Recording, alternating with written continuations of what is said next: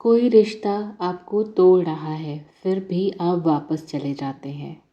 यह कमज़ोरी नहीं है, साइकोलॉजी में इसे ट्रॉमा बॉन्डिंग कहा जाता है और एस्ट्रोलॉजी में इसका इशारा एक ख़ास बिंदु की तरफ जाता है जिसे कायरन कहते हैं।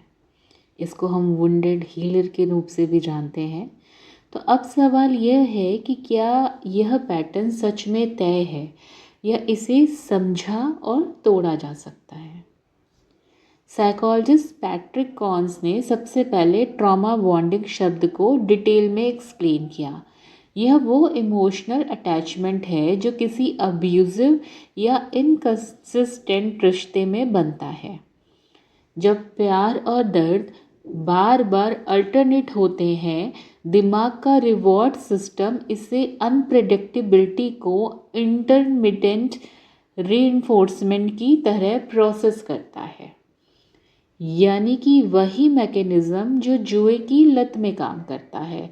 जब अच्छा बर्ताव कभी कभी और अनिश्चित रूप से मिलता है, दिमाग उसे तीव्रता से चाहने लगता है, लगातार अच्छे बर्ताव से भी ज़्यादा। सिगमंड फ्रायड ने एक कंसेप्ट दिया था, रिपीटिशन कंपल्शन, जिसमें इंसान अनजाने में बार बार वही तकलीफ देह परिस्थितियां दोहराता है जो उसने बचपन में झेली थी, इस उम्मीद में कि इस बार अंत अलग होगा। बाद में साइकोलॉजिस्ट ने इसे अपनी ट्रॉमा रिसर्च में दिखाया कि दिमाग फैमिलियर को सेफ समझने की गलती करता है, भले ही वह फैमिलियर पैटर्न दर्दनाक ही क्यों ना हो। जिन लोगों का बचपन इनकंसिस्टेंट केयर गिविंग में बीता, यानी कि कभी प्यार कभी इग्नोर, साइकोलॉजिस्ट मैरी एंथवर्स के अनुसार वे अक्सर ऐसी अटैचमेंट स्टाइल डेवलप करते हैं। बड़े होकर उनका नर्वस सिस्टम स्टेबल और कंसिस्टेंट प्यार को बोरिंग या अजीब महसूस करता है, जबकि अनिश्चितता वाले रिश्ते को पैशन समझ लेता है। यही वजह है कि टॉक्सिक डायनामिक कई बार ज़्यादा इंटेंस और रियल लगने लगते हैं। एस्ट्रोलॉजी में कायरन को 1977 में खोजा गया। विज्ञान में इसे सेंटोर श्रेणी के खगोलीय पिंडों में रखा गया। यह वो पिंड होते हैं जो आंशिक रूप से क्षुद्र ग्रह या एस्ट्रॉइड होते हैं और आंशिक रूप से धूमकेतु यानी कि कॉमेट जैसे व्यवहार करते हैं। ये शनि और यूरेनस की कक्षाओं के बीच में घूमता है। आधुनिक ज्योतिष परंपरा इसे वुंडेड हीलर के नाम से जानती है।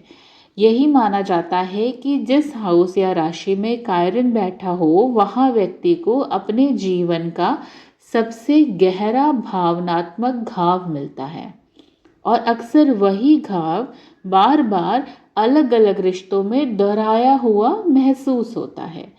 एक बात ध्यान रखने जैसी है कि यह एक आधुनिक ज्योतिष अवधारणा है, पारंपरिक वैदिक ज्योतिष में इसका कोई हिस्सा नहीं है। अब दिलचस्प बात यह है कि कायरन की कहानी और साइकोलॉजी का रिपीटिशन कंपल्शन कंसेप्ट जो है वो लगभग एक ही आइडिया को अलग अलग भाषाओं में कह रहे हैं कि इंसान अनजाने में अपने सबसे पुराने घाव को दोबारा जीने की कोशिश करता है, इस उम्मीद में कि इस बार वह उसे ठीक कर पाएगा। फर्क सिर्फ इतना है कि साइकोलॉजी इसे न्यूरो साइंस और चाइल्डहुड डेवलपमेंट का एक्सप्लेन करती है और एस्ट्रोलॉजी इसे सिंबल के जरिए बताती है। ट्रॉमा इन्फॉर्म्ड थेरेपिस्ट सुझाव देते हैं कि टॉक्सिक पैटर्न पहचानने का पहला कदम है यह नोटिस करना कि किसी व्यक्ति के कभी कभार अच्छे पल की वजह से आप उसके साथ रुके हैं या कि उसके कंसिस्टेंट बर्ताव की वजह से आप उसके साथ रुके हैं। यह डिफरेंस पहचानना ट्रॉमा बॉन्ड और असली अटैचमेंट के बीच का सबसे बड़ा क्लू माना जाता है। अब यह ज़रूरी नहीं है कि हर बार टॉक्सिक रिश्ते में जाने की वजह चाइल्डहुड ट्रॉमा या कायरन प्लेसमेंट ही हो। कई बार यह सिर्फ लो सेल्फ एस्टीम, सामाजिक दबाव, आर्थिक निर्भरता या सिचुएशनल फैक्टर्स की वजह से भी हो सकता है।